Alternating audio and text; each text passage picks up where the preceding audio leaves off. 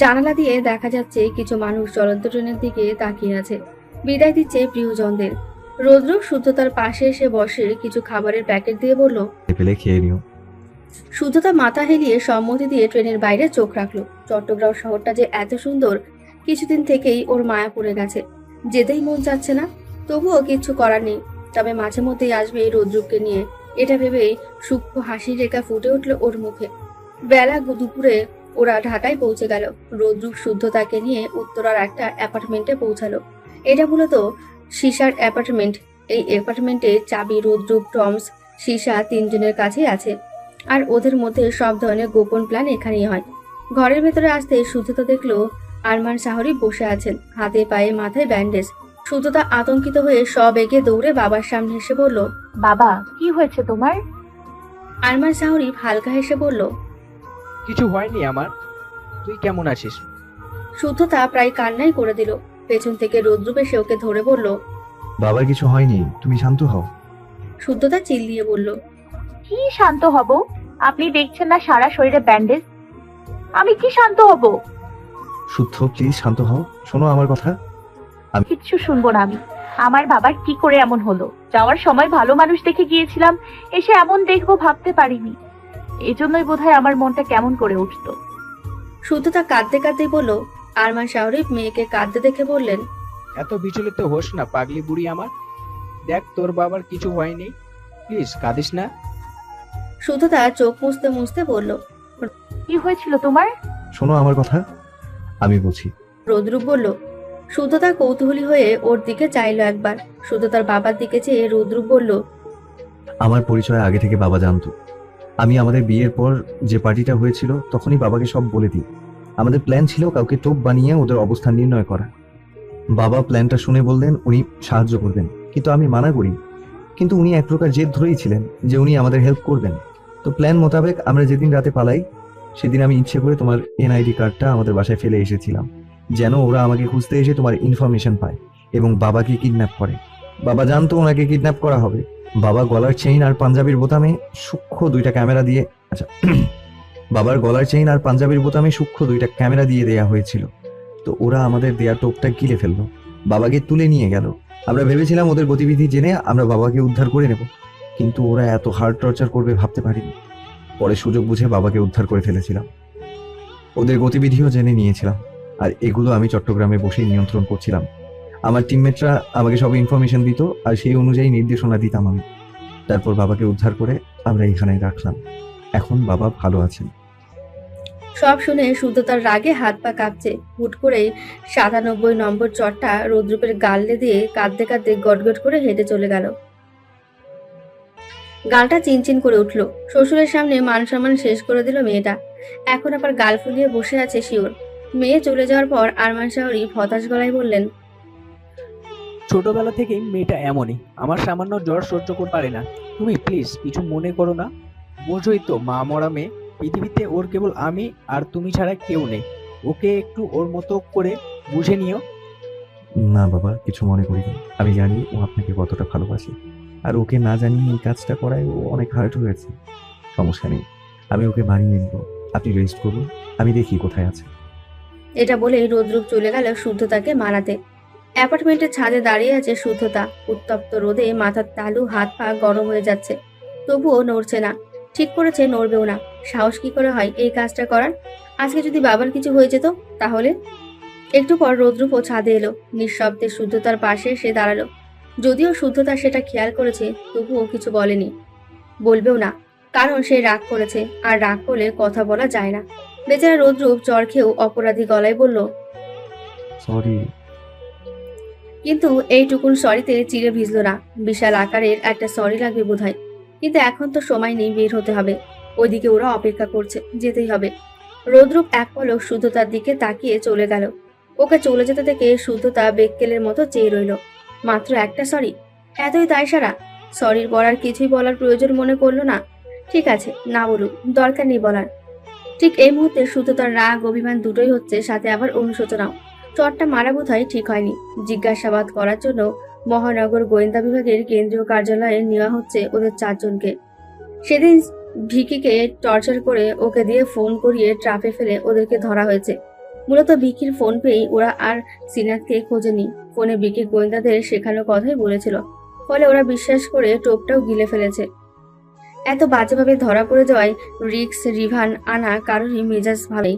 বিকির নির্বুদ্ধিতার জন্যই এমনটা হয়েছে। নিজে ধরা পড়ে বাকি সবাইকেও ধরা পড়িয়ে দিল। প্ল্যানটাই আর সাকসেস হলো না। প্রাথমিক জিজ্ঞাসাবাদে জানতে পারল ওরা রাশিয়ার গোয়েন্দা সংস্থার এফএসবির গুপ্তচর। এফএসবির সদর দপ্তর মস্কোতে। ওখান থেকে ওদের পাঠানো হয়েছে রাষ্ট্রের গোপন তথ্য সংগ্রহ করার জন্য। দ্বিতীয় দফায় আবারও জিজ্ঞাসাবাদ আর টর্চার করার পর আরো অনেক চাঞ্চল্যকর তথ্য পাওয়া গেছে। ইতিমধ্যে সংবাদ মাধ্যমে ছড়িয়ে গেছে এই খবরটা। সাংবাদিক, মিডিয়া এইগুলো সামলাতে অবস্থা খারাপ। ওদের কি করবে এই নিয়ে এখনো সিদ্ধান্ত আসেনি, তবে শীঘ্রই আসবে। পুরো আন্তর্জাতিক প্রসঙ্গেও বিষয়টা ছড়িয়ে পড়েছে। বিভিন্ন দেশ থেকে নিন্দা জানাচ্ছে রাশিয়ার প্রতি। কাজ শেষ করে আসতে অনেক রাত হয়ে গেল, প্রায় 2টা বাজে। রোদ্রু ভেবেছে সূর্যতা ঘুমিয়ে পড়েছে, তাই এক্সট্রা চাবি দিয়ে ঘরে ঢুকে একবার সূর্যতার বাবার ঘরে উঠে দিল। উনি ঘুমোচ্ছেন। তারপর পাশের ঘরে গিয়ে দেখলো সূর্যতা বিছানায় আধশোয়া হয়ে আছে। ঘর অন্ধকার। ও ঘুমাচ্ছে ভেবে আর লাইট না জ্বালিয়ে ল্যাম্প জ্বালালো। ল্যাম্পের আলোতে সূর্যতার অভিমানী মুখটা স্পষ্ট। হঠাৎ করে ভূতের মতো সূর্যতার চোখ খুলে ফেললো। রোদ্রুপ খানিকটা চমকালো, বেশ স্বাভাবিক ভঙ্গিতে বলল, ঘুমামি এখনো? সূর্যতা ওর কথার উত্তরে কিছুই বলল না, শুধু থতমত গলায় বলল, ফ্রেশ হয়ে আসুন, খিচুড়ি রান্না করেছি, গরম করে দিচ্ছি। তুমি খেয়েছো? শুধু থমথমে গলায় বলল। সূর্যতা কিছু বলল না, বিছানা থেকে নেমে গটগট করে হেঁটে চলে গেল। রোদ্রু সামান্য একটু হেসে শাওয়ার নিতে চলে গেল। গোসল করে বেরিয়ে এসে দেখলো সূর্যতা 1 প্লেট খিচুড়ি নিয়ে এসেছে। রোদ্রুপ টাওয়াল দিয়ে চুল মুছে সূর্যতার পাশে গিয়ে বসলো।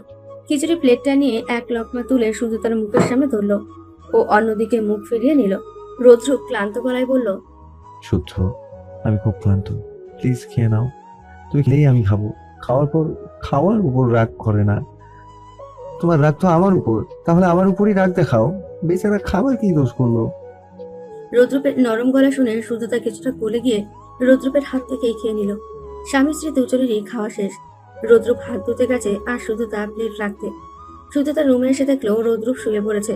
সেও ওর পাশে দূরত্ব বজায় রেখে শুয়ে পড়ল, কিন্তু বেশিক্ষণ দূরত্ব থাকলো না। রৌদ্রপ ওকে জড়িয়ে ধরেছে পেছন থেকে। সূর্যতা ধাক্কাধাক্কি করলেও লাভ হলো না। এক পর্যায়ে রৌদ্রপ বলল, শুদ্ধ, আমার ঘুম পাচ্ছে, প্লিজ এমন করো না। তুমি এমন করলে আমার ঘুম আসবে না। তাহলে ছাড়ুন, আমি অন্য রুমে যাচ্ছি, আপনি ঘুমান। না, তুমি আমার কাছে না থাকলেও আমার ঘুম আসবে না। কেন? বউ ছাড়া কোনো বিবাহিত পুরুষেরই ঠিকঠাক ঘুম আসে না। বউয়ের সাথে ঘুমের কি কানেকশন? তুমি বুঝবে না। এটা কি ম্যাথ যে আমি বুঝবো না? বুঝলে অবশ্যই জিজ্ঞেস করতে না। শুধু তার কিছু বলল না, কাঠ হয়ে শুয়ে রইল। রৌদ্রপ নরম কণ্ঠে বলল, রাগ করেছো বউ? খুব বেশি রাগ? কি করলে রাগ যাবে? রাগ করিনি। সূর্যতা অন্যদিকে ঘুরে ধরা গলায় বলল, কোনো মতে সে কান্না করবে না, কিন্তু চোখের পানি বাদ মানে না। রৌদ্রপ ওর মুখটা নিজের দিকে ঘুরিয়ে চোখ মুছে বলল, সরি লক্ষ্মীতে, আর এমন করবো না। সব সময় তোমাকে সব কথা বলবো, কিন্তু না প্লিজ, আমার খারাপ লাগে। সূর্যতা চোখ মুছে রৌদ্রপের বুকে মুখ বুঝলো। এই তো রাগ, অভিমান সব পানি হয়ে গেছে। এবার রৌদ্রপ একটু দুঃখের ভান করে বলল, আমার গালটা এখনো জ্বলছে। সূর্যতা হেসে ফেলল। ওর গালে একটা চুমু দিয়ে হাত বুলিয়ে দিল। অনেক রাতে ঘুমানোর ফলে সকাল 8টা বেজে গেছে, তবুও রৌদ্রপের ওঠার নামগন্ধ নেই। তবে সূর্যতা উঠে পড়ল। বাবা আর স্বামীর জন্য নিজের হাতে নাস্তা তৈরি করলো। বাবাকে চা দিয়ে রৌদ্রপকে ডাকতে গেল। ওকে কয়েকবার ডাক দিতে ঘুম ঘুম চোখ নিয়ে উঠে বসলো, আর আচমকায় হামলা চালালো সূর্যতার ঠোঁটে। সূর্যতা অবশ্য বিদ্যুৎ বেগে রৌদ্রপের ঠোঁটে হাত চাপা দিয়ে তীক্ষ্ণ গলায় বলল, এসব কি? ব্রাশ না করে চুমু খাওয়া যাবে না, যা। রৌদ্রপ ওর হাতটা নিজের ঠোঁটের ওপর থেকে সরিয়ে বলল, আরে ব্রাশ না করে চুমু খেলেই তো টেস্ট লাগে। সূর্যতা ফ্রুকুচকে মুখটাকে বিকৃত করে বলল। তাড়াতাড়ি যান, ব্রাশ করুন। রৌদ্রুপ ওকে আবার ধরতে যাওয়ার আগে সূর্যতা ভূ দৌড় দিল। হাসলো রৌদ্রুপ। ফ্রেশ হয়ে নিল। ইতিমধ্যে সূর্যতা নাস্তা টেবিলও সাজিয়ে ফেলেছে।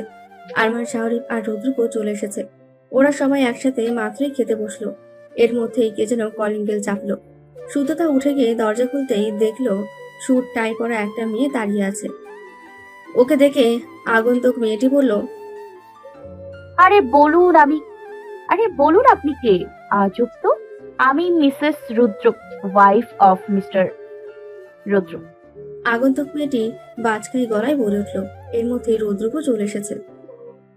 রৌদ্রুপ আগন্তুক মেয়েটিকে ভেতরে আসতে আহ্বান জানালো, কিন্তু মেয়েটা ভেতরে আসার লক্ষ্য না দেখিয়ে বলল। রৌদ্রুপ হাসি মুখেই বলল, হ্যাঁ ঠিকই শুনেছিস, ওই আমার বউ।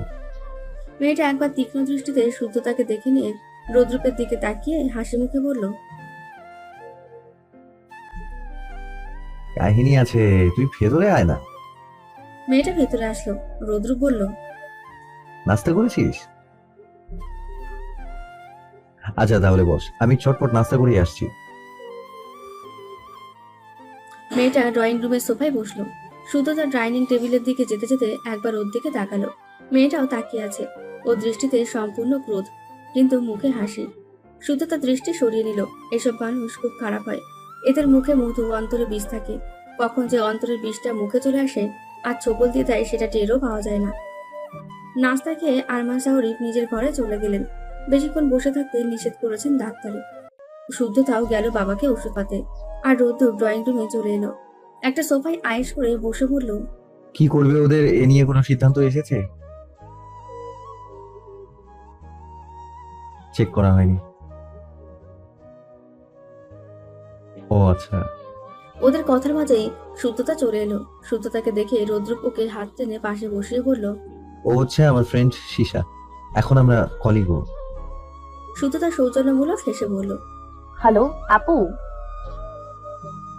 শিশাও সুন্দরভাবে জবাব দিল। তারপর রৌদ্রুপের দিকে চেয়ে বলল, এখনই তুই বস, আমি রেডি হয়ে আসছি। রৌদ্রুপের সাথে শুদ্ধতাও উঠে রুমে গেল। শুদ্ধতার মনে একটা খচখচানি ভাব কাজ করছে শিশাকে ঘিরে। মনে হচ্ছে ও মোটেও খুশি হয়নি বিয়েটাতে। রৌদ্রুপকে বিষয়টা জানানো ভালো হবে না, জানিয়ে ফেলাই ভালো। তাই শুদ্ধতা একটু ইতস্তত করে বলল। আচ্ছা, আপনার বান্ধবীর কি বিয়ে হয়েছে? না শুদ্ধতার হঠাৎ এমন প্রশ্নে রৌদ্রুপ হালকা ভ্রু কুঁচকে বলল, কেন? মানে এমনি। ও না, ও এখনো বিয়ে করেনি, ওর রিলেশন আছে। বিয়ে করবে বোধহয় কয়েকদিনের মাঝে। ও কিছুটা স্বস্তির নিঃশ্বাস ফেল শুদ্ধতা। তবুও পুরোপুরি নিশ্চিন্ত না আসে। মেয়েটা তখন অমন করে তাকালো কেন, সেটাই খটকা লাগছে শুদ্ধতার। শুদ্ধতা রৌদ্রুপের দিকে তাকিয়ে বিড়বিড় করে বলল, বেশি সুন্দর জামাই হলে বউয়ের শান্তি নাই। জামাই যত সুন্দর হবে বউয়ের ব্লাড প্রেশার তত বাড়বে। আচ্ছা রৌদ্রুপ রেডি হয়ে শুদ্ধতার সামনে এসে দাঁড়িয়ে বলল, আমি বিকেলের দিকে চলে যাব, আর বিকেলেই আমরা বাবাকে নিয়ে আমাদের বাসায় শিফট হব। তুমি তৈরি হয়ে থেকো। শুদ্ধতা হাসি মুখে উত্তর দিল। সাথে রৌদ্রুপের হেসে ওকে জড়িয়ে ধরে কানে কানে বলল। হাসি যান, সাবধানে থেকো, আমি কল দিব। তারপর রৌদ্রুপ আর সিসা বেরিয়ে গেল। মিটিং আগে একবার টেরারিস্টদের দেখে আসলো রৌদ্রুপ। তারপর মিটিং শেষে সিদ্ধান্তে আসলো ওদেরকে ক্রসফায়ার করা হবে আর লাশও ফেরত দেওয়া হবে না। তারপর প্রেস ব্রিফিং করে সিদ্ধান্ত প্রকাশ করা হয়। সংবাদ মাধ্যমে তোলপাড় শুরু হয়। সাংবাদিক আর মিডিয়া ঘিরে ধরেছে রৌদ্রুপ সিসা ওদের। কোনো মতে ওদের থেকে বেঁচে গাড়িতে উঠে পড়লো দুজনেই। রৌদ্রুপ স্টিয়ারিং এ বসে গাড়ি স্টার্ট দিয়ে বলল, টমস কইরে ওরে দেখিনি। ও, তোরে বাসার সামনে নামাই দিব। আচ্ছা। এরপর দুজনেই নীরব হয়ে গেল। আজকে সারাদিন কিছুতেই মন ছিল না ওর, এমনকি মিটিং এও না। ভেতরের খাঁচায় বন্দি মনটা বারবার ছটফট করে মরছিল। কিছুতেই যেন বিশ্বাস হচ্ছিল না রৌদ্রুপের বিয়ে হয়েছে। ভেতর থেকে বারবার চাইছে রৌদ্রুপকে বিয়ে নিয়ে প্রশ্ন করতে, কিন্তু পাচ্ছে না। আড়ষ্টতা ভর করেছে, তবুও নিজেকে স্বাভাবিক রেখে বলল। রৌদ্রুপ শুদ্ধতাকে মনে করে একটু হাসলো। তারপর বলল, প্রথমেই সরি, কারণ তোকে বলিনি আমি শুদ্ধকে অনেক আগে থেকেই ভালোবাসি। তবে হ্যাঁ, বিয়েটা অ্যাক্সিডেন্টলি হয়েছে। ওর বিয়ে অন্য কারোর সাথে ঠিক হয়েছিল, বরপক্ষ ঝামেলা করায় পরে আর হয়নি। আর তখন আমাদের মিশন চলছিল, আমি নিক্সকে ফলো করে ওর পেছনেই যাচ্ছিলাম, পরে আর খেয়াল রাখতে পারিনি। ও বিয়ে বাড়ির ভিড়ে হারিয়ে যায়। তাই আর কি করবো, বিয়ে দেখতে আরম্ভ করি। কিন্তু বিশ্বাস কর, একটু ভাবি নাই এত বড় একটা সুযোগ আসবে আমার জন্য। এটা মিরাকল ছাড়া কিছুই না। রৌদ্রুপের চোখে প্রিয়জনকে পাওয়ার উচ্ছ্বাস আর সিসার বেদনার পরিহাস। কোনো মতে নিজেকে সামলে নিয়ে হাসি মুখে বলল, এই ঝামেলা চুকে যাক, তারপর সুন্দর একটা দিন দেখে পার্টি দিয়ে দেব। আচ্ছা, এখন তুই বল, বিয়ে করবি কবে? তোর বয়ফ্রেন্ড কি বলে?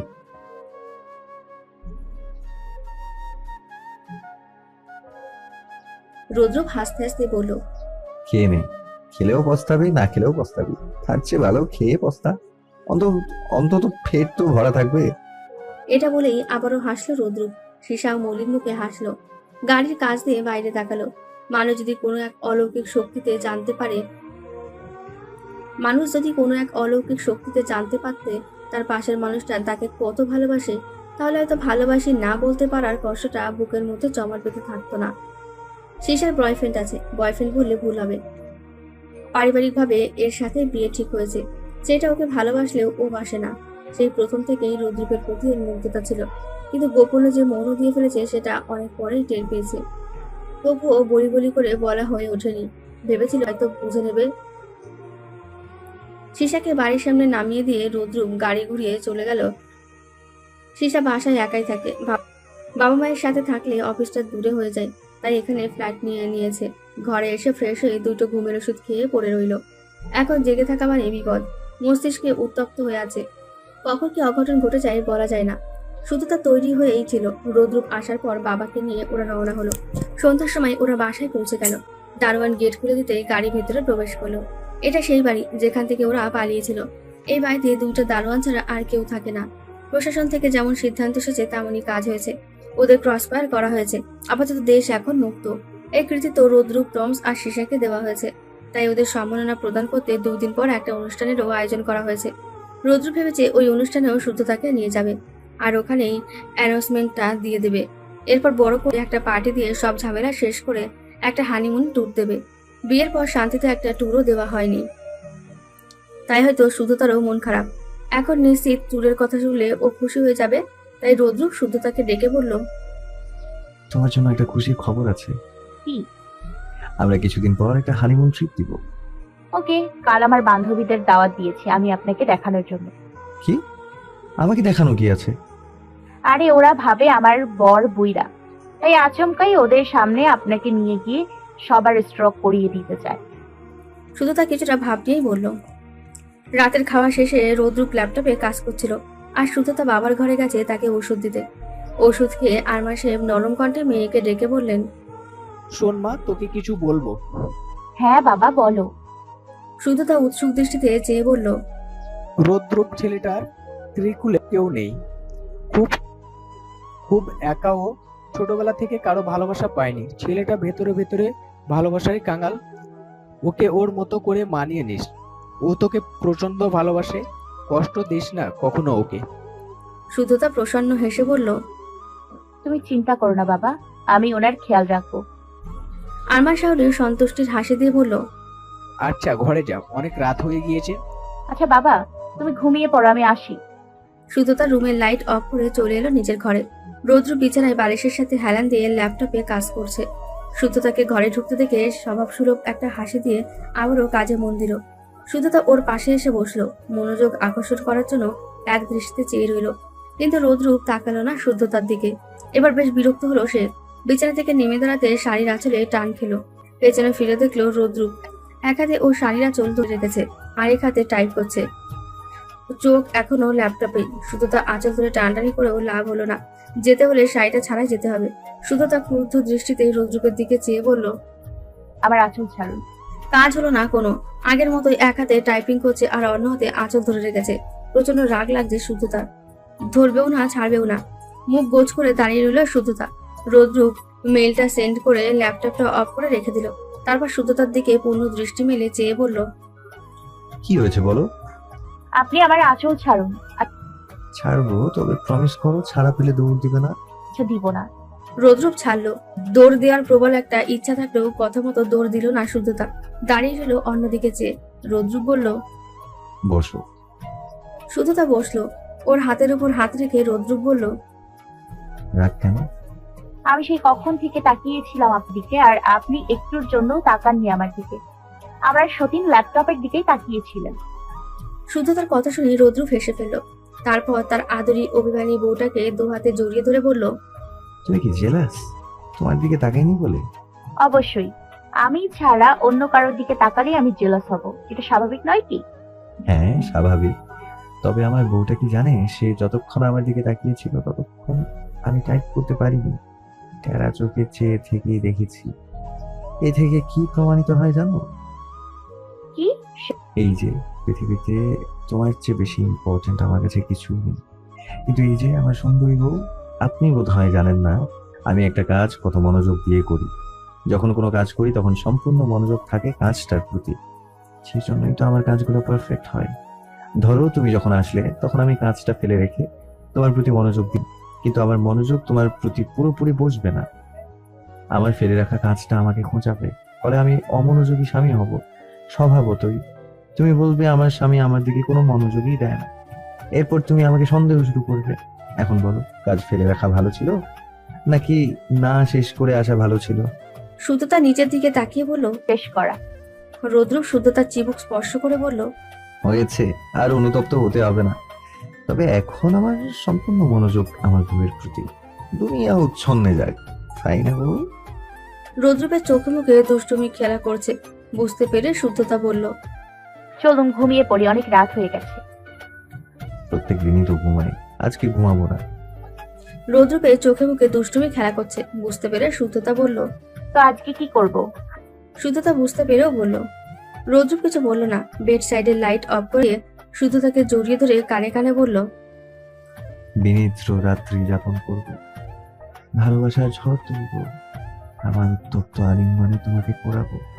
তুমি পূর্বে তোমার দগ্ধ তনু মন আচ্ছা তোমার দগ্ধ তনু মন বৃষ্টি চাইবে, ওষ্ঠের ছোঁয়ায় শান্ত করবো তোমার হৃদয় মন। সীসা কয়েকদিনের জন্য ছুটি নিয়েছে অফিস থেকে। শরীর মন কোনোটাই ভালো না তার। হয়তো ঘুরে আসলে মন ভালো হবে, সেই চিন্তাতেই ছুটিটা নেওয়া। তবে কলিগরা বিশেষ করে রাফি স্যারও বলেছিল যেন কালকের অনুষ্ঠানে থাকে। কাল ওদের 3 জনকে সম্মাননা দেওয়া হবে, কিন্তু সীসা রাজি হয়নি। কারণ ও আগেই বুঝেছে অনুষ্ঠানে রৌদ্র শুধু তাকে নিয়ে আসবে, সবার সাথে বউ বলে পরিচয় করাবে, যেটা চোখের সামনে সীসা কোনোভাবে সহ্য করতে পারবে না, কোনোভাবেই না। তাই তো আজই চলে যাবে। সীসা খুবই শক্ত মনের মানুষ, ওর ভেতরে কি চলছে সেটা কেউই টের পায় না। এই যে ভেতরে ভেতরে বিরহের আগুনে দগ্ধ হচ্ছে, কিন্তু ওপর থেকে মনে হচ্ছে ও বেশ আছে, না কোনো দুঃখ না কষ্ট কিছুই নেই। অথচ ভেতরের আগুন কেউ দেখছে না, পোড়া গন্ধ কারো নাকে লাগছে না। কি অদ্ভুত, তাই না? রৌদ্রীপের ফোনে একটা মেসেজ করে চলে গেল শহর ছেড়ে। যদিও দেখা করার ইচ্ছে ছিল প্রবল, তবুও মনকে শাসন করলো। শুধু তার বান্ধবীরা এসেছে সবাই, কিন্তু সিনাত আসেনি এখনো। সিনাতকে ফোন দিলেও ওর ফোন ব্যস্ত দেখাচ্ছে। কালও ফোন ধরেনি, তাই আসার কথাটা মেসেজে বলেছিল। দেখেছে কিনা কে জানে, দেখলে তো আসার কথা। শুধু তা ভেতরে ভেতরে এর জন্য অপেক্ষা করতে লাগলো, কিন্তু সিনাতের খবর নেই। তাই কি করার? ওকে রেখে সবাইকে দুপুরের খাবার দিয়ে দিল। বান্ধবীরা খেতে খেতে একজন বলল, কি রে, আজকে সবাইকে দাওয়াত দিলি যে? কোনো খুশির খবর আছে নাকি? খুশির খবর বলতে কি বুঝেছে তা আর বুঝতে বাকি নেই। সবাই একযোগে হাসা শুরু করলো। শুদ্ধতা বিরক্ত দৃষ্টিতে একবার সবার দিকে তাকিয়ে বলল, হাসো হাসো, শুধু একবার ওকে দেখলে হাসি পায়। শুধু একবার ওকে দেখলে হাসি কই থাকবে সেটাই দেখবো। খাওয়া শেষ হতে শুদ্ধতা সবাইকে বসতে বলে সেই লাইব্রেরিতে গেল, কারণ ওই ঘরে রৌদ্রকে সে বন্দি করে রেখেছে, যেন সারপ্রাইজটা লন্ডভন্ড না হয়। লাইব্রেরির দরজা খুলে ভেতরে ঢুকতে দেখলো রৌদ্রুপ সোফায় ঘুমিয়ে পড়েছে। শুদ্ধতা ওর কাছে গিয়ে ডেকে বলল, উঠুন। ওঠার নাম নেই রৌদ্রুপের, বোঝা যাচ্ছে সে খুব আয়েশ করেই ঘুমিয়েছে। শুদ্ধতা মনে মনে বলল, কাল আবার ঘুম উড়িয়ে নিজে এখন ঘুমাচ্ছে, চলবে না, এটা আমি হতে দিতে পারি না। মুখের মধ্যে পানি ছিটা দিয়ে বেচারা রৌদ্রুপকে উঠিয়ে দিল। রৌদ্রুপ চোখ ডলতে ডলতে উঠে বসলো। শুদ্ধতা বলল, চলুন নিচে, ওরা অপেক্ষা করছে। আচ্ছা, দেখা করে আমি চলে আসবো। আমার না প্রচুর ঘুম পাচ্ছে।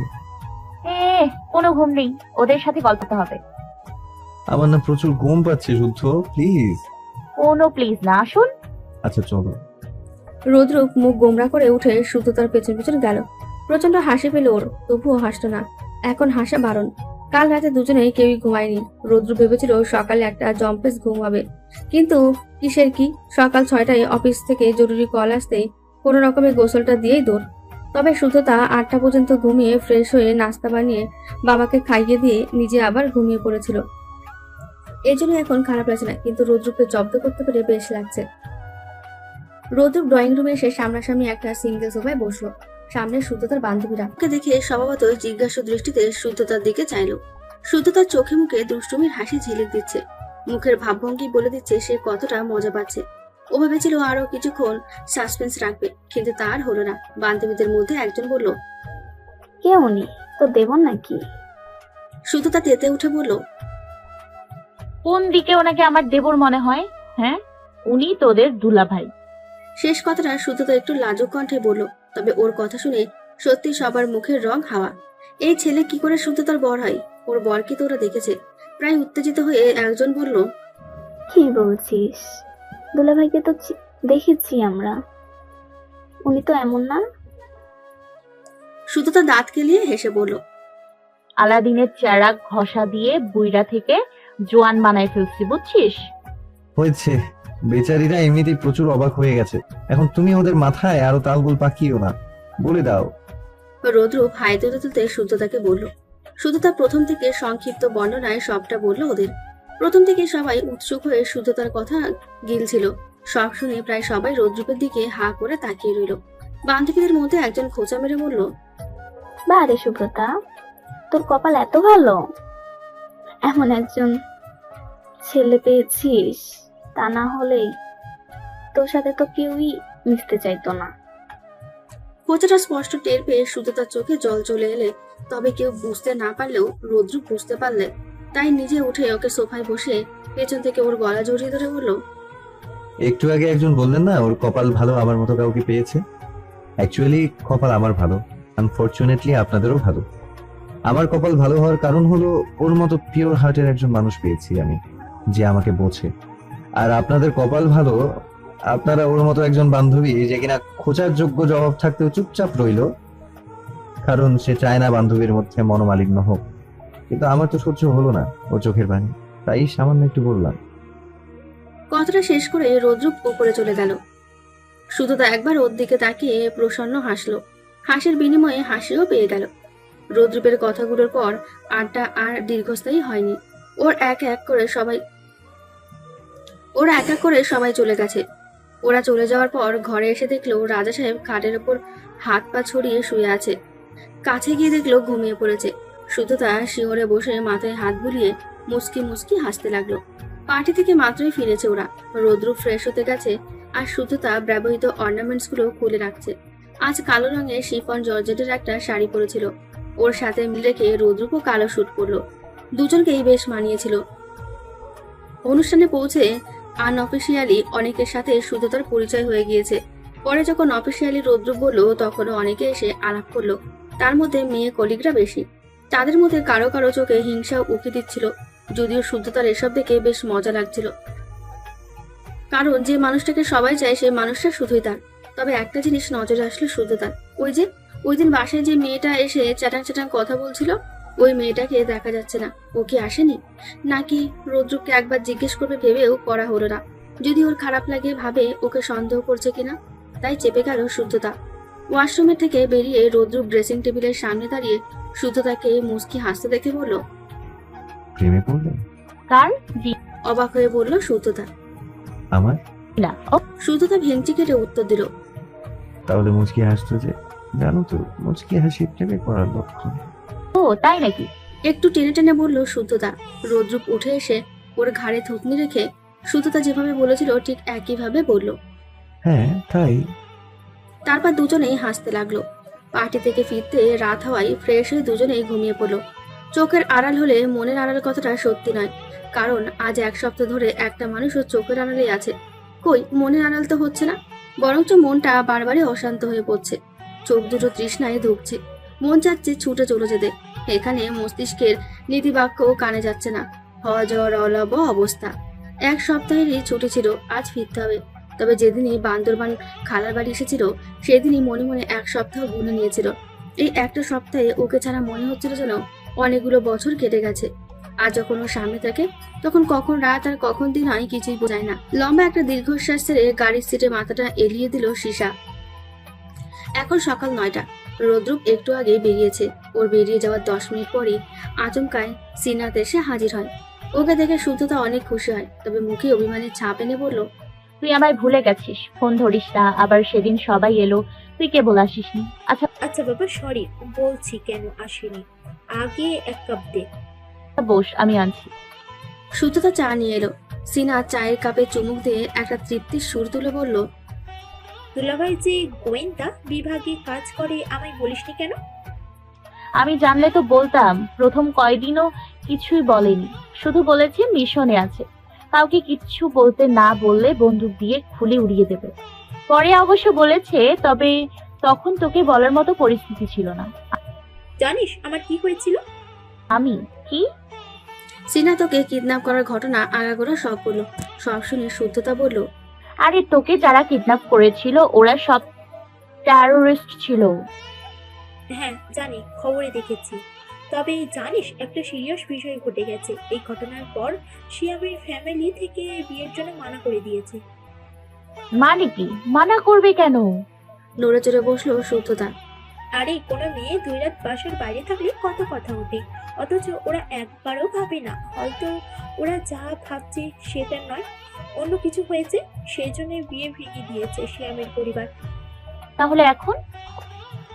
আব্বু আম্মু টেনশনে পড়ে গেছে, আত্মীয় স্বজন সবাই বলাবলি করছে। না চাইতেও দোষ আমার ঘাড়েই এসে পড়েছে। তবে রাহাত এসে আমাকে এই বিপদ থেকে উদ্ধার করেছে। ও বলেছে ও আমায় বিয়ে করবে। কোন রাহাত? ভ্রু কুচকালো শুদ্ধতা। ওই যে তোর সাথে বিয়ে হওয়ার কথা ছিল যে, সে। কি বলছিস? ওর মা কিছু বলেনি? যে মহিলা আমাকে মায়ের কারণে রিজেক্ট করে দিল সে তোকে মেনে নিল? অদ্ভুত। হ্যাঁ, এই দেখ আংটি পরিয়ে দিয়ে গেছে। তুই যেদিন দাওয়াত দিলি সেই দিনই আংটি পরাতে এসেছিল, তাই আর আসতে পারিনি। বলে শুদ্ধতা সিনাতের বাম হাতের অনামিকায় খেয়াল করলো একটা স্বর্ণের আংটি চকচক করছে। এই আংটিটা একসময় শুদ্ধতার হাতে ছিল। বিয়ে ভাঙার পর বাবা বোধহয় ফিরিয়ে দিয়েছে ওদের। ওই ওই একই আংটি আবার আরেকজনের হাতে। শুদ্ধতা একটা তাচ্ছিলের হাসি দিল, তারপর বলল, এছাড়া তো আর উপায় দেখছি না। আর আমার মনে হয় না রাহাত খারাপ, ও নাকি আমায় ভালোবাসে। ও আচ্ছা, বুঝে শুনে সিদ্ধান্ত নিস। মরিচিকাকে আসল ভেবে ভুল করিস না। রোদ্র বাসায় এলো রাত 1টায়। বাসায় কেউ নেই, বাড়িটা খালি খালি লাগছে। 2 দিন আগে শুদ্ধতা ওর বাবার সাথে বড় কপির বাসায় গেছে। রোদ্রকে যাওয়ার জন্য বলেছিল, কিন্তু ওর ছুটি নেই তাই যেতে পারেনি। ও যেতে পারবে না বলে শুদ্ধতাও যেতে চায়নি, কিন্তু রোদ্রপি পাঠিয়ে দিল। সারাদিন মেয়েটা একাই থাকুক, তার চেয়ে ঘুরে আসা ভালো। ও নিজেও চেয়েছিল কিছুদিন শুদ্ধতাকে নিয়ে কোথাও থেকে ঘুরে আসতে, কিন্তু ছুটি পেল না। আরো কয়েকদিন অপেক্ষা করতে হবে। সারাদিন প্রচুর ব্যস্ত থাকায় বাসায়ও আসা হয়নি, আর রান্নাও হয়নি। দুপুরের খাবার বাইরে খেলেও রাতেরটা বাইরে খাবার রুচি হয়নি। কিন্তু এখন আবার রাতটাও ইচ্ছে হচ্ছে না। কি মুশকিল। শুদ্ধতা যাওয়ার সময় বেশি করে রেঁধে গিয়েছিল, কিন্তু ওটা কালই শেষ হয়ে গিয়েছে। এখন খালি পেটে ইঁদুর দৌড়াচ্ছে, না খেলেই নয়। কিছুক্ষণ বসে থেকে রান্নাঘরে গিয়ে নুডলস বানিয়ে ঘরে আসলো ধ্রুব। খেতে খেতে টেনিস খেলা দেখছিল। হঠাৎ দরজায় বেল বাজায়, মোটামুটি অবাকই হলো। এত রাতে কে আসবে? আর দারোয়ানি বা ঢুকতে দিল কি করে? রোদ্রুপ নিচে নেমে এসে দরজা খুলল। দরজার বাইরে সীসা দাঁড়িয়ে আছে। ওকে দেখে হালকা হেসে বলল, না, বাসায় কিছু নেই, তাই নুডলস রান্না করছিলাম আর সেটাই খাচ্ছি। কিন্তু তুই এখন কোনো সমস্যা? আচ্ছা, ভেতরে এসে বস। সীসা ভেতরে ঢুকলো, যদিও জানে তবুও জিজ্ঞেস করলো, যেন সন্দেহ না হয় রোদ্রুপের। আদতে শুদ্ধতা নেই এটা জেনেই সে এসেছে। আজকে অফিসে রোদ্রুপকে কয়েকবার কথা বলতে শুনেছে ও। কথার ধরনই বলে দিচ্ছে শুদ্ধতা বাসায় নেই। এই সুযোগটাই কাজে লাগালো সে। না, ওর ফুপির বাসায় গেছে। তুই এখানে বস, আমি একটু ফোনটা নিয়ে আসি। না, সেটা না, তুই আসতেই পারিস। সীসা রোদ্রুপের বেডরুমে এসে একদম খাটে বসে পড়লো। রোদ্রুপ ওকে একটু অপেক্ষা করতে বলে ওয়াশরুমে চলে গেল। এটাই সুযোগ। এই ফাঁকে সীসা একটা গোপন ক্যামেরা ফুলদানিতে গুজে রাখলো, এমন ভাবে রাখলো যেন সবকিছু ক্যামেরায় ধারণ হয়ে যায়। রোদ্রুপ বের হয়ে দেখলো সীসা ওর লাইব্রেরি থেকে বই নিয়ে দেখছে। ওয়াশরুম থেকে ও যদি ঘোরাঘুরেও টের পেত যে দরজার ওপাশে কি চলছে। রোদ্রুপকে বের হতে দেখে সীসা বলল, আয় বস, বসে কথা বল। সীসা একবারে রোদ্রুপের সামনে এসে বসলো, তারপর বলল,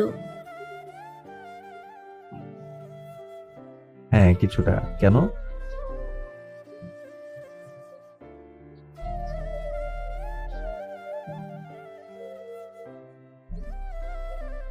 ও আচ্ছা, বুঝেছি। যা করে দিব। কিন্তু এইটা বলতে তুই বাসায় চলে এলি, ফোনেই বলতে পারতি। সীসা এটা বলে আচমকায় রৌদ্রকে জড়িয়ে ধরে বলল, তারপর সরে গেল। আচমকা হওয়ায় বাধা দিতে পারল না রৌদ্র। তারপর ওরা নিচে চলে এলো। তারপর হঠাৎ মনে পড়লো, এমন ভান করে বলল, আচ্ছা আমি নিয়ে আসছি। এটা বলে রৌদ্রুপ যেতে উদ্যত হলো, কিন্তু সীসা তড়িঘড়ি করে আটকে দিয়ে বলল, না তুই দাঁড়া, আমি নিয়ে আসি। এটা বলেই ও ওপরে চলে গেল। ক্যামেরাটা নিয়ে আবার নিচে এসে পড়লো। বিদায় নিয়ে চলেও গেল।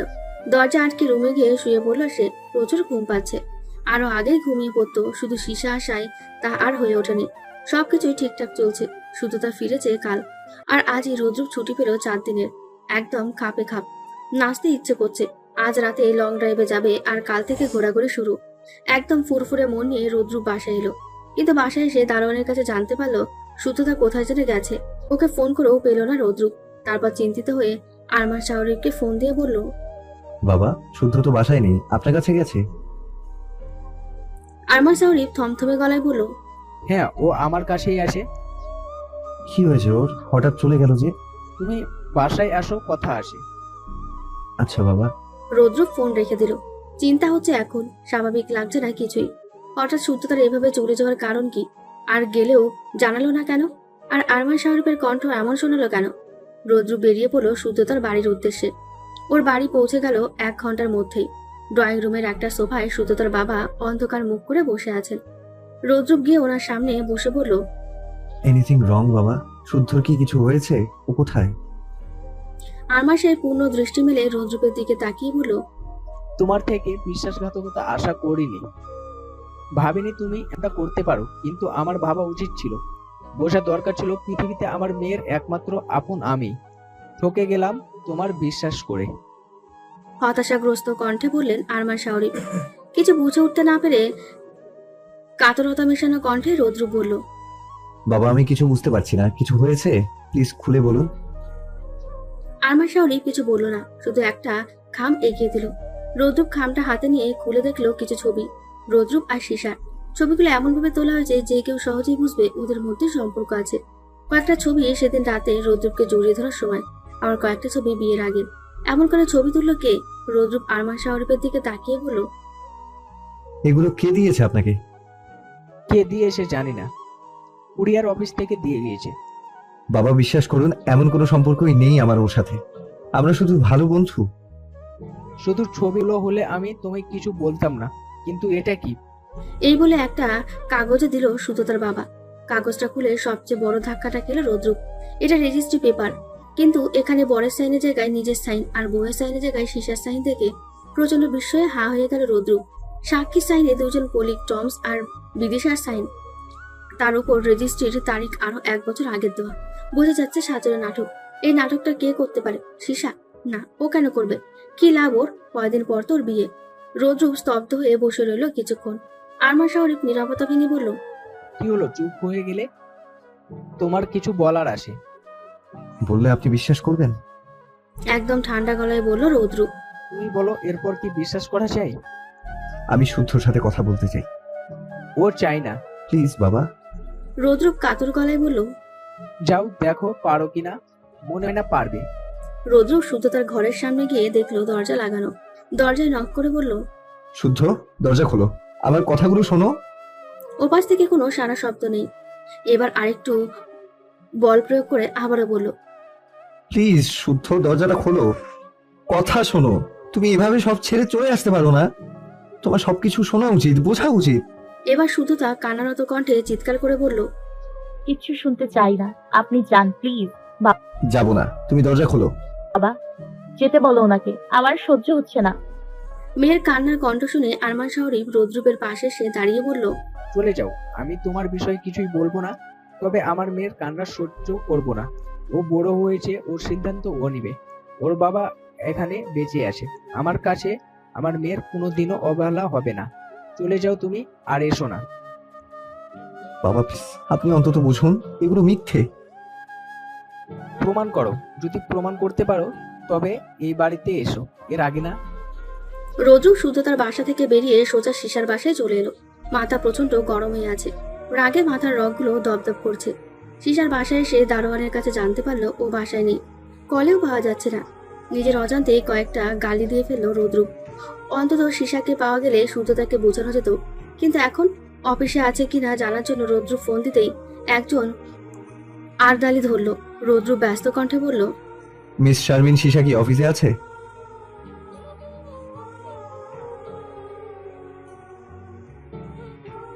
ও আচ্ছা, ধন্যবাদ। রৌদ্রুপ ফোনটা প্যান্টের পকেটে ঢুকিয়ে দ্রুত গাড়ি চালিয়ে বাড়ি চলে গেল। কিছু ভাল লাগছে না, হুট করে এমনটা কেন হবে? বাড়ি ফিরতে দারোয়ান জিজ্ঞেস করলো। স্যার ম্যাম কোথায়?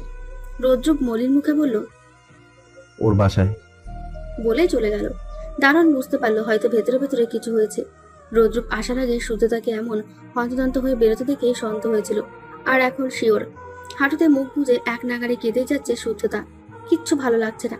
সবে মাত্র মানুষটাকে বিশ্বাস করতে শুরু করেছিল সে। মনের একদম কাছাকাছি বসবাস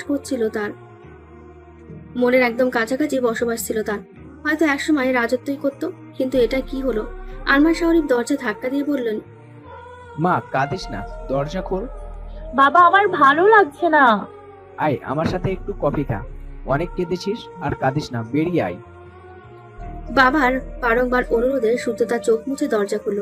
বেশিক্ষণ কাদার ফলে লাল হয়ে আছে। আরমান শাহরিফ মেয়েকে আলতো করে জড়িয়ে ধরলেন, মাথায় একটু হাত বুলিয়ে বললেন, যা মুখ ধুয়ে আয়, আমি রমিজকে কফি দিতে বলছি। সুতোতা মাথা নেড়ে সায় দিয়ে ফ্রেশ হতে চলে গেল। মুখে ঠান্ডা পানি দিয়ে মুখটা মুছে আয়নায় তাকাতে দেখলো বেহায়া চোখগুলো থেকে আবারও পানি পড়ছে। কোনো মতে নিজেকে সামলে বেরিয়ে এলো সুতোতা। ড্রয়িং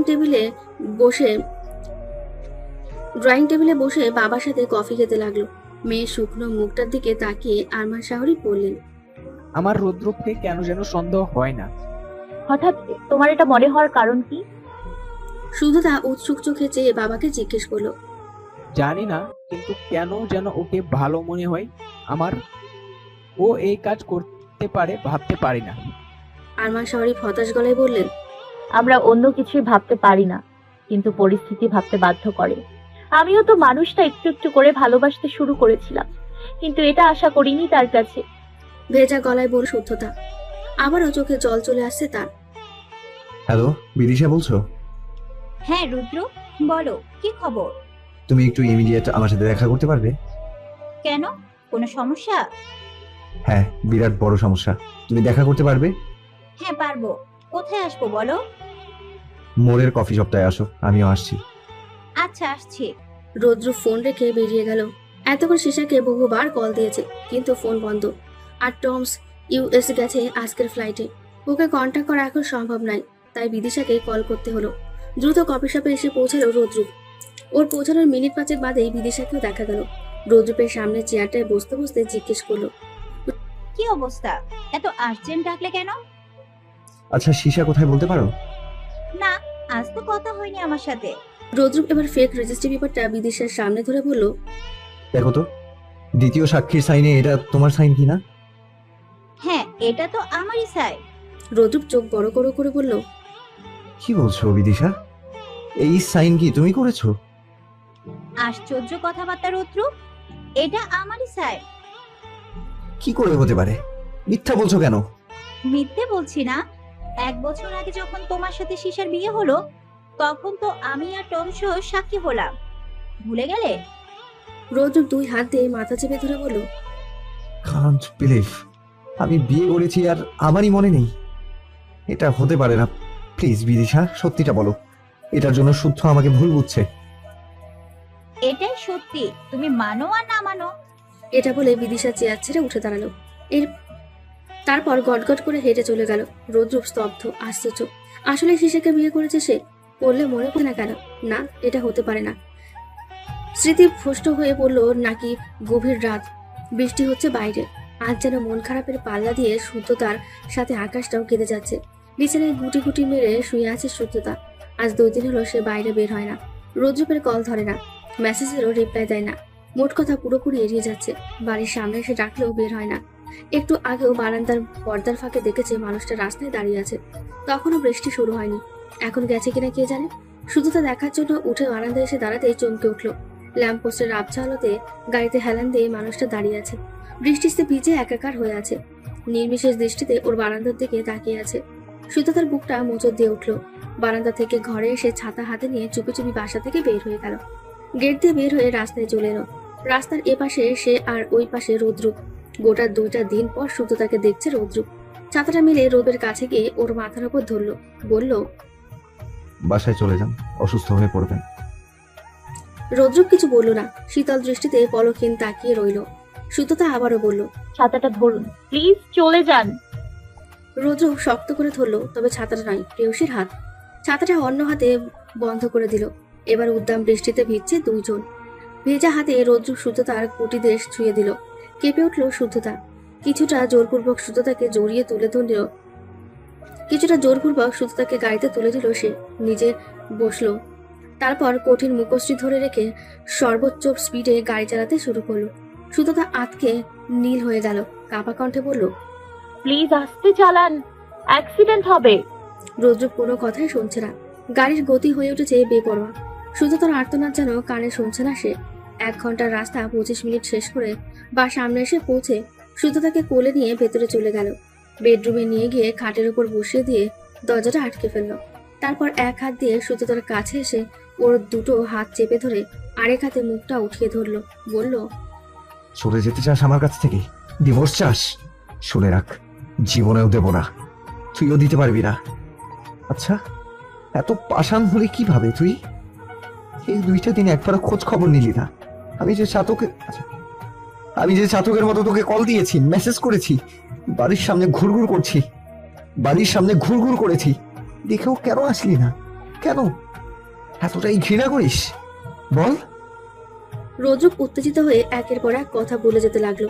আর সুততা নিশ্চুপ হয়ে ওর চোখের দিকে তাকিয়ে আছে।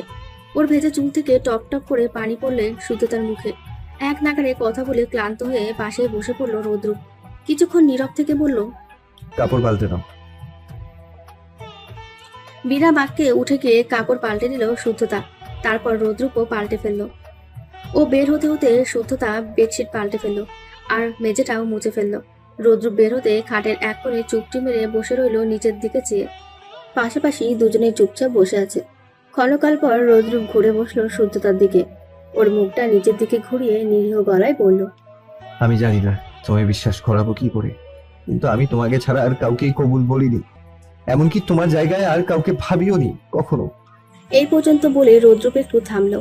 তারপর আবারও বলতে শুরু করলো, এই 2টা দিন অনেক কষ্ট পেয়েছি, ঠিক মতো খেতে পারিনি, ঘুমাতে পারিনি, কোনো কাজও ঠিক মতো হয়নি। অসহায় লাগছিল আমার। আমি বিদিশাকে জিজ্ঞেস করেছিলাম রেজিস্ট্রি পেপারে ওই সাইনটা ওর কিনা। ও বললো ওরই। আমি নাকি শিশাকে বিয়ে করেছি 1 বছর আগে। টমসকেও ফোন দিয়েছিল, সেও একই কথা বললো। আর শিশাকে গত 2 দিন ধরে ফোনে পাওয়াই যাচ্ছে না। কিন্তু সত্যি বলতে আমি ওকে আমার ফ্রেন্ড ছাড়া কিছুই ভাবিনি। ও এটা কেন করলো সেটাই বুঝতে পারছি না। আমি জানি তুমি হয়তো আমাকে বিশ্বাস করতে পারছো না, তবে শীঘ্রই আমি প্রমাণ করে দেব। শুদ্ধতা অপলক চেয়ে রৌদ্রুপের কথা শুনছিল। কেন যেন বিশ্বাস করতে ইচ্ছে করছে ওকে। মনে হচ্ছে ওই চোখ জোড়া মিথ্যে বলতে পারে না।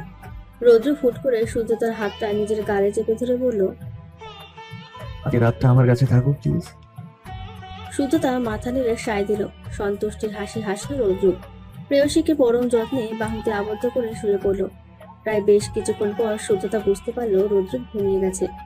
অতি সাবধানে ওর বাহুবন্ধনী আলগা করে উঠে বসল শুদ্ধতা। খাটের সাথে হেলান দিয়ে বসে রৌদ্রুপ মাথাটা নিজের কোলে রাখলো।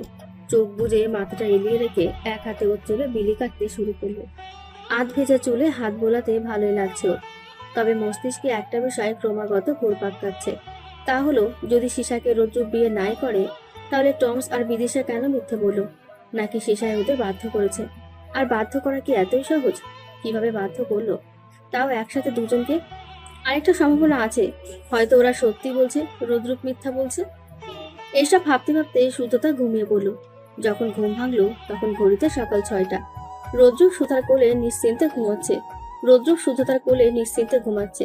অতি সন্তর্পণে শুদ্ধতা রৌদ্রুপের কপালে হাত দিতে আটকে উঠল। প্রচন্ড গরম হয়ে আছে। ঘাড়ে গলায় হাত দিয়েই বুঝলো জ্বর এসেছে ওর। যত্নশীল হাতে মাথাটা বালিশের ওপর রেখে বিছানা থেকে নেমে একটা বাটিতে পানি এনে জলপট্টি দেওয়া শুরু করলো। তবুও জ্বর নামছে না। শুদ্ধতা একটা টাওয়াল ভিজিয়ে এনে শরীর মুছে দিতে লাগলো। এর মধ্যেই রোদ্রুপের ফোনটা বেজে উঠল। শুদ্ধতাই রিসিভ করলো। আনোয়ার শাহরিফ চিন্তিত গলায় বলল, শুদ্ধতা কি তোমার ওইখানে? বাবা আমি এখানে। বাবা তুমি একটু আসো প্লিজ, ওনার শরীর জ্বরে পুড়ে যাচ্ছে, আমি জলপট্টি দিচ্ছি তবুও কমছে না। ও কি জেগে আছে? না বাবা, জ্বরে বেহুশ হয়ে আছে, তুমি একটু তাড়াতাড়ি আসো। আচ্ছা আসছি, ওর কাছেই থাকিস। ফোন রেখে শুদ্ধতা আবারও জলপট্টি দিতে শুরু করলো। একটু পরই রোদ্র আস্তে আস্তে চোখ মেলল, মুখটা কিছুটা বিকৃত করে বলল, মাথা ব্যথা করছে প্রচন্ড, একটু মাথাটা মালিশ করে দেবে? শুদ্ধতা বিনা বাক্যে মাথা মালিশ করা শুরু করলো। এর মধ্যেই রোদ্রুপ আবার ঘুমিয়ে গেছে। খানিক বাদে দরজায় কেউ আসতেই শুদ্ধতার নিচে নেমে দরজা খুলল। বাবা আর ডাক্তার ইউনুস দাঁড়িয়ে থাকতে দেখে শুদ্ধতা ভেতরে ঢোকার জন্য সরে দাঁড়ালো। তারপর ওনাদের নিয়ে উপরে চলে গেল। ডাক্তার ইউনুস চেক আপ করে বললেন, অতিরিক্ত দুশ্চিন্তার ফলে এই জ্বর এসেছে, ওষুধ লিখে দিচ্ছি, এগুলো খেয়ে বিশ্রাম নিলে ঠিক হয়ে যাবে। তারপর ডাক্তার ইউনুস চলে গেলেন। শুদ্ধতার বাবা ওষুধ আনার জন্য গেলেন আর শুদ্ধতা স্যুপ বানাতে। রোদ্রুপ এখনো ঘুমোচ্ছে। স্যুপ আর ওষুধ খেয়ে রোদ্রুপ আবারও ঘুমিয়ে পড়ল। শুদ্ধতা কিছুক্ষণ পাশে বসে রইল। তারপর কিচেনে গিয়ে দুপুরে রান্নার প্রস্তুতি নেওয়া শুরু করলো। আর শুদ্ধতার বাবা আগে চলে গেছেন, বিকেলের দিকে একবার এসে দেখে যাবেন। জ্বর ছেড়ে যাওয়ায় রোদ্রুপের ঘুম ভাঙলো 11:30টায়। ঘুম থেকে উঠে শুদ্ধতাকে রুমে না দেখতে পেয়ে রান্নাঘরে চলে এলো। ঘেমে নিয়ে একাকার অবস্থা। রোদ্রু পেছনে থেকে এসে ওকে জড়িয়ে ধরে বলল, কি রাখছো? হুট করে আসায় শুদ্ধতা চমকে গেল। ঘাড় ঘুরিয়ে একবার ওর দিকে চেয়ে বলল, এখন ভালো লাগছে? হ্যাঁ, খুব ভালো লাগছে। আচ্ছা ঘরে যান, আমি আসছি। তোমাকে একটা জিনিস দেখাবো, হাতের কাজটা সেরে ঘরে আসো। এটা বলে রোদ্রু চলে গেল। শুদ্ধতা কৌতূহলী হয়ে পড়ল, তাই তাড়াতাড়ি রান্নাটা শেষ করে ঘরে আসলো। রোদ্রুপ ওকে দেখে মুচকে এসে ইশারায় পাশে বসতে বলল। শুদ্ধতা বসতেই ইয়ারফোনের এক পাশ ওকে দিয়ে রেকর্ডিং অন করে দিল। কেউ একজন হুমকির স্বরে বলছে। এই পর্যায়ে এসে রোদ্রুপ রেকর্ডিংটা অফ করে শুদ্ধতার কান থেকে ইয়ারফোনটা খুলে নিয়ে বলল। কি বুঝলে? শুদ্ধতা চিন্তিত গলায় বলল, কেন যেন কে যেন কার বাচ্চাকে মেরে ফেলবে আপনাকে মিথ্যা না বলবে। হ্যাঁ, এটা বিদিশার কল রেকর্ড। ওর কল রেকর্ড শুনে যা বোঝা গেল, ওকে সিসা বাধ্য করেছে আমাকে মিথ্যা বলতে, আর না বললে ওর বাচ্চাকে মেরে ফেলবে। কি ভয়ানক। আচ্ছা শিশার কল রেকর্ড পাওয়া যাবে না? পেয়েও লাভ নেই, ও চালাক। নিজের নাম্বার থেকে কল করবে না, করলেও কোনো প্রাইভেট নম্বর থেকে করবে। তাহলে এখন কি করবেন? বাচ্চাটা তো বিপদে আছে। সমস্যা নেই, কিছুই হবে না। ওর এই কাজের জন্য ভয়ানক শাস্তি দেবো ওকে। ভালোবাসা পাপ নয়, কিন্তু সেই ভালোবাসা জোর করে আদায় করতে চাওয়াটা পাপ।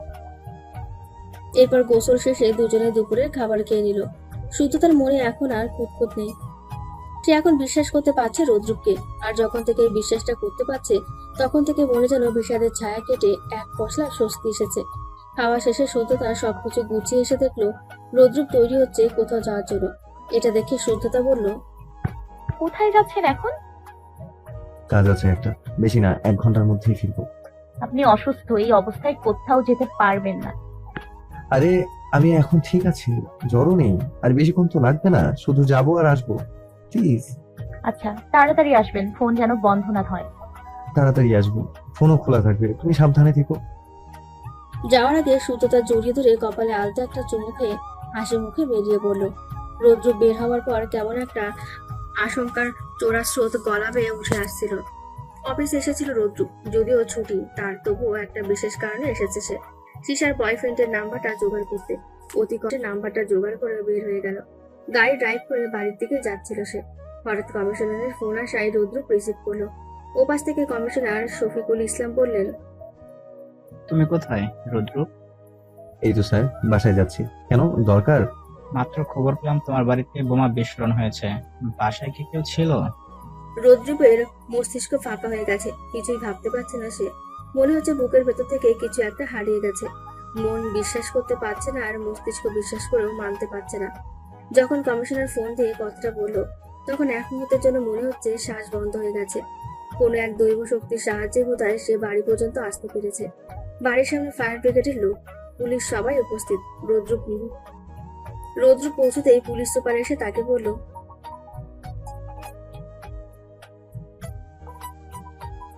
পাথরের মতো গাড়ি থেকে নেমে লাশের কাছে চলে এলো রুদ্রু। লাশটা এক নজর দেখে শুধু তার মুখটা মনে করতেই ওর মাথা ঘোরাতে লাগলো। চোখের সামনে অন্ধকার কুয়াশা। লাশ নিয়ে যাওয়া হলো ডিএনএ টেস্টের জন্য। একমাত্র ডিএনএ টেস্টে শনাক্ত করতে পারে। রোদ্রুকেও হাসপাতালে অবজারভেশনে রাখা হলো। সে এখন ট্রমার মধ্যে আছে। মেয়ের শোকে আরমান শাহরিফেরও অবস্থা নাজেহাল। 3 দিন পর এখন কিছুটা ঠিক আছে রোদ্রু, কিন্তু তবুও তাকে আরো কয়েকদিন অবজারভেশনে থাকতে হবে। কিন্তু রোদ্রু সেগুলোর ধার ধারল না। কিছুটা সুস্থ হতেই হাসপাতাল থেকে চলে আসলো সোজা আরমান শাহরিফের বাসায়। রোদ্রুপকে দেখে আরমান শাহরিফ মলিন কণ্ঠে বলল, এসো ভিতরে আসো। রোদ্রুপ আর আরমান শাহরিফ সোফায় বসেন। দুজনেই চুপ হয়ে আছে। কিছুক্ষণ পর রোদ্রুপ বলল, বাবা, আমার না বিশ্বাস হচ্ছে না যে আবার শুদ্ধ মরে গেছে। আরমান শাহরিফ ঝরঝর করে কেঁদে ফেললেন। তারপর নিজের হাত দিয়ে চোখের পানি মুছে বললেন, বিশ্বাস তো আমার হচ্ছে না, কিন্তু এটাই সত্যি। আমার মেয়েটা চলে গেছে আমায় ছেড়ে। না বাবা, ও আমাদের ছেড়ে যায়নি। আমার মনে হচ্ছে এখানে কোনো ঘাপলা আছে। ডিএনএ টেস্টের রিপোর্ট না আসা পর্যন্ত আমি বিশ্বাস করতে পারবো না ওটা শুদ্ধতার বডি। কিন্তু যদি ডিএনএ টেস্টের রিপোর্ট মিলে যায় তাহলে? মিলবে না, মিলতে পারে না। আরমান শাহরিফ রোদ্রুপের দিকে এক দৃষ্টিতে চেয়ে রইলেন। নিজের পর এই ছেলেটাই তার মেয়েকে অনেক বেশি ভালোবাসে, সেই জন্যই মৃত্যুটা এখনো মেনে নিতে পারছে না। ডিপার্টমেন্ট থেকে রোদ্রুপের ছুটি বাড়িয়ে দেওয়া হয়েছে, কারণ এখন ওর মানসিক অবস্থা ভালো না। এই অবস্থায় কাজে যোগ দেওয়া উচিত হবে না। তবে রোদ্রুপ জানতে পারলো শিশা রিজাইন করেছে। সশরীরে রিজাইন লেটার না দিলেও মেল করে দিয়েছে। এখন শিশা কোথায় আছে কেউই জানে না। হঠাৎ রিজাইন করার কারণ কেউ বুঝতে না পারলেও রোদ্রুপ ঠিকই বুঝতে পারলো। সে মনে মনে বলল, শিশা, তুই যেখানেই থাকিস তোকে ঠিক খুঁজে বের করবো আমি। আমার সাথে গেম খেলছেন আমার ফলো ভাবি। মহানগর গোয়েন্দা বিভাগের একজন সদস্য নিখোঁজ গতকাল রাতে। তিনি এয়ারপোর্ট থেকে নিখোঁজ হয়ে যান। সর্বশেষ তাকে এয়ারপোর্টে দেখা গেছে। তার নাম টমস। এদিকে আরেকজন সদস্য সড়ক দুর্ঘটনায় গাড়ি ব্লাস্ট হয়ে নিহত হয়েছেন। সাথে 7 বছর বয়সী মেয়েও ছিলেন। নিহত কর্মীর নাম বিদিশা আলম। সকাল সকাল এই খবর পেয়ে রোদ্রুপ ভীষণভাবে শক হয়ে গেছে। একসাথে বিদিশা আর টম দুজনকে সরিয়ে দেওয়ার কাহিনী কিছুটা হলেও আন্দাজ করতে পেরেছে রোদ্রুপ। আজকে ডিএনএ টেস্টের রিপোর্ট দেবে, তাই সে হসপিটালে যাবে। কিন্তু তার আগে বিদিশার বাসায় যেতে হবে জানাজায় থাকতে। সেখান থেকে বেরিয়ে হাসপাতালে যাবে। জানাজা শেষে ও হসপিটালে চলে এলো। ডাক্তার বাহারের চেম্বারে আসতেই উনি রিপোর্টটা রোদ্রুপের হাতে দিয়ে বললেন, রিপোর্টটা দেখুন। রোদ্রুপ রিপোর্ট দেখলো। সেখানে স্পষ্ট দেখা যাচ্ছে শুধু তার ডিএনএ মিলে যাচ্ছে। তার মানে লাস্ট শুদ্ধতা। ইতিমধ্যে শুদ্ধতার বাবাও চলে এসেছেন। তিনি রিপোর্টটা দেখে চোখের পানি মুছে রোদ্রুপের কাঁধে হাত রেখে বললেন, এবার নিজেকে সামলাও বাবা, আসলে আমার মেয়েটা আর নেই। রোদ্রুপ কিছু বলল না। রিপোর্টটা নিয়ে উত্তরার বাসাটায় চলে এলো। ওদের বেডরুম ওর আর শুদ্ধতার বড় একটা ক্যান্ডিস ফটো আছে। সেখানে শুদ্ধতা রোদ্রুপের চুল টানছে আর রোদ্রুপ বাচ্চাদের মতো করে রেখেছে চেহারা। ছবিটা শুদ্ধতা ও শুক্রবারে যাওয়ার পর বাঁধিয়েছিল সে। বাসায় আসার পর এই সারপ্রাইজটা পেয়ে এত খুশি হয়েছিল মেয়েটা।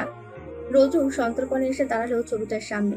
শুদ্ধতা ছবিটা ছুঁয়ে বলল, দুনিয়ার সবাই বলছে তুমি মৃত, কিন্তু আমি কেন বিশ্বাস করতে পারছি না? কেন মনে হচ্ছে বেঁচে আছো? তোমার ডেথ সার্টিফিকেট, ডিএনএ রিপোর্ট সব আমার হাতে। প্রত্যেকটা টিভি চ্যানেলে দেখাচ্ছে তুমি মৃত। মানুষ আমাকে সান্ত্বনা দিচ্ছে, তোমার জন্য আফসোস করছে। কয়েকদিন পর ভুলে যেতে হবে, কিন্তু তুমি বলো তোমাকে ভোলা কি সম্ভব? এক জীবনে কোনোভাবেই সম্ভব না।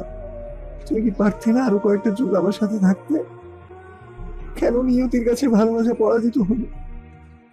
রোদ্রুপের কণ্ঠ ভারী হয়ে এলো। চোখের কার্নিশ বেয়ে অবাধ্য জলধারা গড়িয়ে পড়ছে পাপল বেয়ে। চোখের পানি মুছে নিজের ফোনটা বের করে কাউকে কিছুটা বলল। রিপোর্টগুলো যত্ন সহকারে আলমারিতে রেখে চোখ বন্ধ করে কিছুক্ষণ কিছু একটা ভেবে নিল। এদিকে ডিপার্টমেন্টে একে একে সব ভালো ভালো কর্মীরা রিজাইন দিচ্ছে। হয়তো মরে যাচ্ছে, না হলে গায়েব হয়ে যাওয়ার। সবাই বেশ চিন্তিত। সবচেয়ে ভরসা ছিল রোদ্রুপ। একটু আগে সেও মেল করে রিজাইন লেটারটা পাঠিয়ে দিল।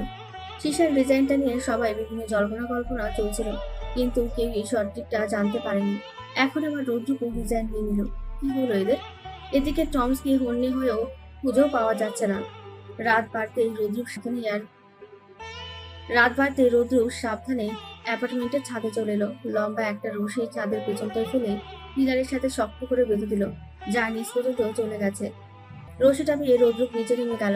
অ্যাপার্টমেন্টের বাউন্ডারি টপকে বাইরে বেরিয়ে এলো। বাইরে একটা কালো গাড়ি অপেক্ষা করছে ওর জন্য। রৌদ্রুপ গাড়িতে উঠতে গাড়িটা স্টার্ট দিল। ফাঁকা হাসপাতালের করিডোর দিয়ে হাঁটছে রৌদ্রুপ। একবারে কোনার একটা রুম দিয়ে নক করতে দরজা খুলে গেল এবং ও ভেতরে ঢুকে গেল। ভেতরে ডাক্তার বাহার বসে আছে, তার হাত পা বাঁধা আর মুখ বাঁধা। ভেতরে কালো কাপড় পরা দুজন দাঁড়িয়ে আছে। রৌদ্রুপ ওদের ইশারা দিতেই ওরা বেরিয়ে গেল। রৌদ্রুপ ডাক্তার বাহারের মুখের টেপটা খুলে দিয়ে বলল, কি ডাক্তার সাহেব, কেমন আছেন? আমাকে এভাবে আটকে রেখেছেন কেন? আপনি আমাকে মিথ্যা রিপোর্ট দিলেন কেন? দেখুন, আমি বাধ্য হয়েছি এটা করতে। আপনাকে কে বাধ্য করলো? ডাক্তার বাহার কাঁপতে কাঁপতে বলল, ডিএনএ টেস্টের রিপোর্ট দেওয়ার আগের দিন দুপুরে আমার ফোনে একটা ভিডিও সেন্ড করা হয়। সেখানে দেখা যায় কিছু লোক আমার স্ত্রীর গলায় চাকু ধরে রেখেছে। এরপর একজন কল দিয়ে বলল, রিপোর্ট না পাল্টালে আমার স্ত্রীকে মেরে ফেলবে। যে কথা বলেছে আপনার সাথে সে কে ছিল, পুরুষ নাকি মহিলা? পুরুষ কণ্ঠ ছিল। স্যার, বিশ্বাস করুন, আমি এমন কিছু করতে চাইনি, কিন্তু এমন না করলে ওরা আমার স্ত্রীকে মেরে ফেলতো। আমি আমার বউকে খুব ভালোবাসি। রৌদ্রুপ শীতল কণ্ঠে বলল, আমিও আমার বউকে খুব ভালোবাসি। ওর জন্য এক হাতে সবকিছু ধ্বংস করতে পারি, আবার আর এক হাতে সবকিছু গড়তেও পারি। কাল পর্যন্ত রৌদ্রুপ বিশ্বাস করতে পারছিল না শুদ্ধতা আর নেই। ওর মন বারবার বলছিল সব মিথ্যা বানানো। এত বছরের গড়া গোয়েন্দা মস্তিষ্ক বলছিল এটা ষড়যন্ত্র। অতঃপর রৌদ্রুপ ডাক্তার বাহারের কল রেকর্ডিং চেক করতেই সব পরিষ্কার হয়ে গেল। তার মানে শুদ্ধতা বেঁচে আছে। এই একটা নির্ভরতা কতখানি স্বস্তি দিয়েছে তাকে সেটা বোঝানো সম্ভব না।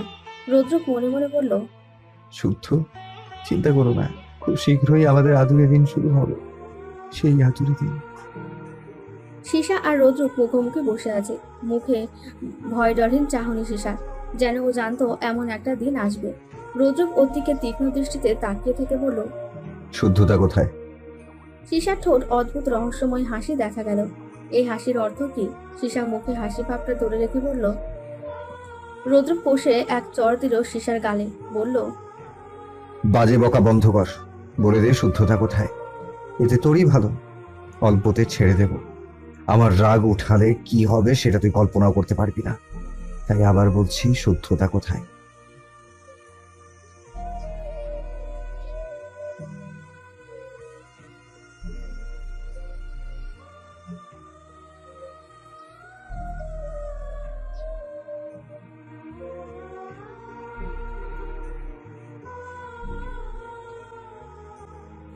সীসার কথা যদি সত্যি হয় তাহলে শুদ্ধতাকে আর ফিরে পাওয়া যাবে না। ভাবতে রৌদ্রুপের দম বন্ধ হয়ে যাওয়ার মতো অবস্থা। দুই হাতে মাথা চেপে ধরে বলল, ও শিট। কাল রাতে ডাক্তার বাহারের কাছে কল করা নাম্বারগুলোর সাহায্যে খুঁজে খুঁজে রৌদ্রুপ সীসার কাছে পৌঁছতে পেরেছে। কিন্তু এখন ওর মুখে এসব কথা শুনে শুদ্ধতাকে ফিরে পাওয়ার আশা ধপ করে নিভে গেল রৌদ্রুপের। রাগে রিভলভারটা উঁচিয়ে ধরলো সীসাকে শুট করার জন্য। কিন্তু সীসার মুখে ভয়ের বদলে অদ্ভুত প্রশান্তির হাসি লক্ষ্য করে রৌদ্রুপের ভেতরটা জ্বলে গেল। এভাবে এত শান্তিতে মরতে দেবে না রৌদ্রুপকে।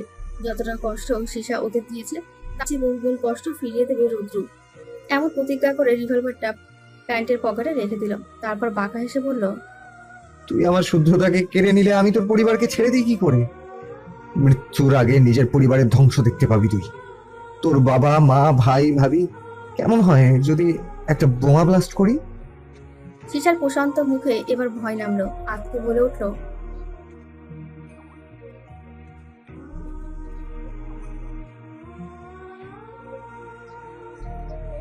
কিচ্ছু করার নেই, বাধ্য করলি তুই আমায় এটা করতে। আমার পরিবার নেই, শুদ্ধতাকে আমি আমার পরিবার ভাবি। তুই আমার পরিবার, আমার ভালোবাসা আমার থেকে কেড়ে নিলে তোর পরিবারকে আমি ছেড়ে দিই কি করে? কথাটা বলে রৌদ্রুপ বের হতে নিলে সীসা চিৎকার করে বলে। রৌদ্রুপ সীসার শেষ কথা শুনে দাঁড়িয়ে পড়ল। দ্রৌপদকে বলল, কিভাবে?